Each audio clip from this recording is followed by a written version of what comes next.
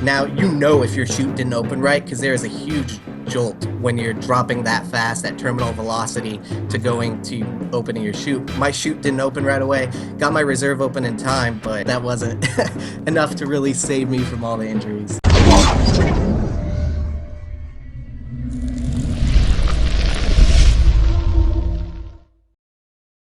Yo, what's up, cats? Clever Tricks here. Welcome back. I have another interview here for you. If you didn't see last interview that I did, it is with Black Sage, and that will be in the description below. Currently, I have fellow team member Fear Veteran here today. How are you, Veteran? Pretty good. How about yourself? I'm doing pretty good myself. Just got done playing some Black Ops 3. Have you been playing Black Ops 3 recently? Honestly, I'm taking a break from it because I was getting kind of frustrated without being able to record. I finally got a new capture card, so I'll be able to record again, but I've been playing Fallout 4. Now, trying to set up this interview, you said that you didn't know if you were training today. Did that mean that you were... are you training others, or are you being specifically trained? Yeah, I teach people in CQC, which is close quarters combat. I spent 8 years in the special operations, and now I work as a contractor through the military and a private corporation right now. I don't teach like normal civilians or anything. We only do special military groups, current special operations soldiers, and then certain countries we'll also work with. Whenever you're doing commentating on your channel, you often reference your hand and how you have no feeling in your hand. How was it getting back into playing games or getting into playing games with no feeling in your hand? Like, how does that actually work? Alright, so what actually happened is I suffered a parachute accident where my chute didn't open. I got my reserve open in time where I hit trees. I fractured several vertebrae, tibia, fibula, sorry. Oh, wow. Radius, ulna, bilateral with... on my left hand, I had a compound fracture of the radius and ulna that severed my radial nerve, and then my ulnar nerve on my right hand as well. So due to the spinal injury and then the damage to my nerves, I don't have feeling in my hands. I used to play like PC video games a lot before this because I don't know, I found my mouse and keyboard a lot more fun.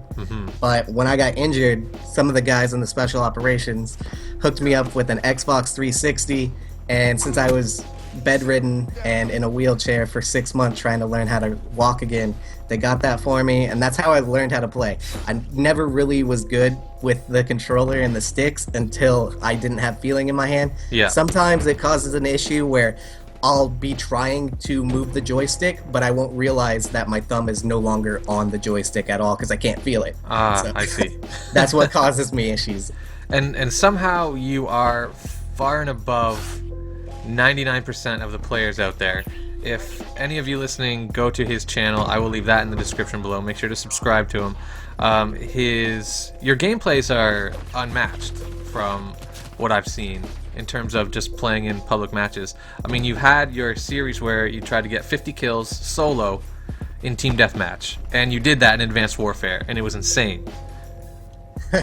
Thanks. Yeah, that was actually an idea that I saw from another YouTuber, and that's why I put in my description that this wasn't my idea, and I got permission from him to use his idea. He never got it. He eventually got it later, but not in Advanced Warfare. Yeah. And it's TBNR Frags. Most of you guys hopefully have known about him. He's a pretty good PC gamer. How were you recruited by Fear?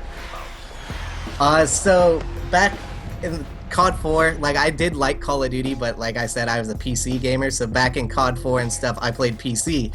But the competitive scene was mainly still on the console, and Team Fear was my favorite team. Straight up, I loved Team Fear from Black Ops, and then I saw that they were looking for people. I had very little experience in like the esports world, and I just applied, and Moho hooked me up. He looked at my reference and looked at my gameplays and thought it was pretty good.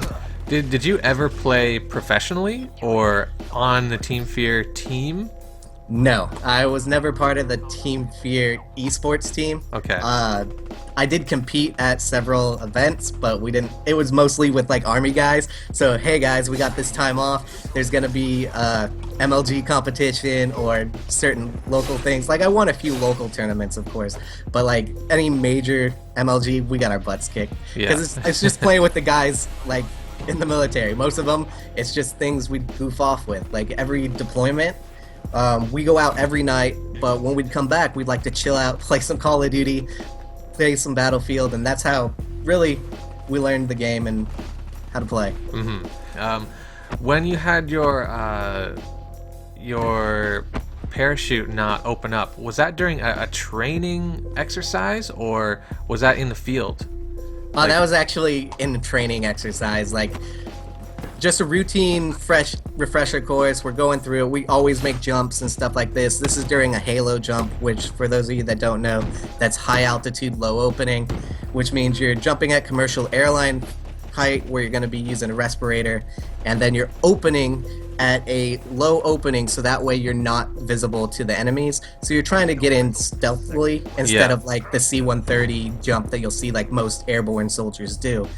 And that gives you very little time to react. Now, you know if your chute didn't open right because there is a huge jolt when you're dropping that fast at terminal velocity to going to opening your chute. My chute didn't open right away. Got my reserve open in time, but that wasn't enough to really save me from all the injuries. Yeah. And how long did it take to actually recover from that? Because that's very intense. I had 6 months of surgeries, and then I was learning to walk for a full year. Oh, wow. I still keep, those of you that followed me on Twitter, you guys have probably seen it. I posted a picture of the wheelchair that the Army actually hooked me up with it. It was an electronic wheelchair. I still keep it. I can walk perfectly fine, but I keep it in my garage as like a motivation. This is why I never take an elevator. I'll take the stairs even if it's up 20 flights of stairs. Oh, wow. I'm lucky enough to be able to walk. Some of my friends, some of the military people have lost legs, have been permanently injured where they won't be able to do it. So I like to take the advantage of what I got, you know? How many jumps have you done in your career? Oh God, I honestly don't even know. I lost count. On my military record, it filled up to 80 something. And then I just stopped recording it because I'm already a jump master, so. Yeah. Do you have any favorite weapons that you like to use or are specialized in? The MP5 is fun to use, and most fully automatics are fun to use. And we do have the ability to switch most of our weapons to fully automatic, but it's a modified M4 is what I use and have always used. And we don't switch to fully automatic because we like to use control fire, because you're not going to carry godly amounts of ammo, and in case something does go wrong, you want to always be able to conserve and make sure that you're hitting your target. So a lot of us can go full auto and still maintain accuracy on it, but it's typically just used for fun. Yeah. As far as the most fun fully automatic gun that I own is probably my MP7. It's purely for fun. It's a range plinker is what I like to call it. It is deadly. What do you mean by that, by range plinker?